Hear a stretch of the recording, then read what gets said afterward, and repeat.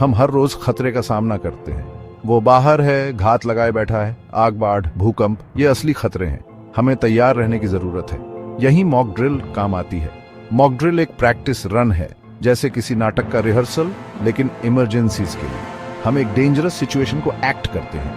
हम सीखते हैं कि क्या करना है, कहां जाना है। इससे हमें असली खतरा आने पर शांत रहने में मदद मिलती है। मॉक ड्रिल घबराने के लिए नहीं होती, वो तैयारी के लिए होती है। वो ये जानने के लिए होती है कि अनएक्सपेक्टेड होने पर क्या करना है। मॉक ड्रिल क्यों जरूरी है? क्योंकि ये जान बचाती है। It's as simple as that. असली इमरजेंसी में हर सेकंड कीमती होता है। सोचने का समय नहीं होता, बस रिएक्ट करने का। मॉक ड्रिल हमारे इंस्टिंक्ट्स को ट्रेन करती है।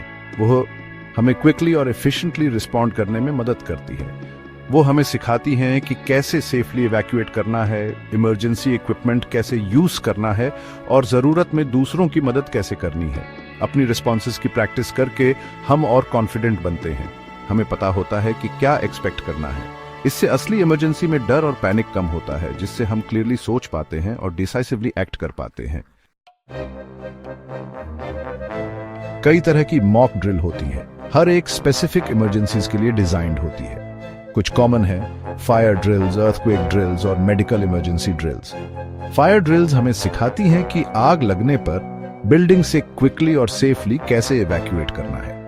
अर्थक्वेक ड्रिल्स हमें भूकंप के झटकों और पोटेंशियल डेंजर्स के लिए तैयार करती हैं। मेडिकल इमरजेंसी ड्रिल्स हमें मेडिकल क्राइसिस के दौरान फर्स्ट एड और सपोर्ट प्रोवाइड करने के लिए ट्रेन करती हैं। हर ड्रिल उस सिचुएशन के लिए जरूरी स्पेसिफिक एक्शंस पर फोकस करती है। इससे इंश्योर होता है कि हम कई तरह की इमरजेंसीज के लिए वेल प्रिपेयर्ड हैं, जो हो सकती हैं। मॉक ड्रिल का ज्यादा से ज्यादा फायदा उठाने के लिए उसे इफेक्टिवली कंडक्ट करना जरूरी है। सबसे पहले अपने एनवायरनमेंट और पोटेंशियल रिस्क से रेलेवेंट एक सिनेरियो चुनें। फिर सभी इन्वॉल्व्ड लोगों को ड्रिल के पर्पस और प्रोसीजर के बारे में बताएं। ड्रिल के दौरान ध्यान से ऑब्जर्व करें और इंप्रूवमेंट के एरियाज आइडेंटिफाई करें। ड्रिल के बाद सबके साथ डिब्रीफ करें ताकि डिस्कस किया जा सके कि क्या अच्छा हुआ और क्या बेटर किया जा सकता था। याद रखें, एक इफेक्टिव मॉक ड्रिल की एक्टिव पार्टिसिपेशन और ऑनेस्ट इवैल्यूएशन है। ये स्टेप्स लेकर हम इंश्योर कर सकते हैं कि हर कोई इमरजेंसीज का सामना करेज और कंपोजर से करने के लिए तैयार है।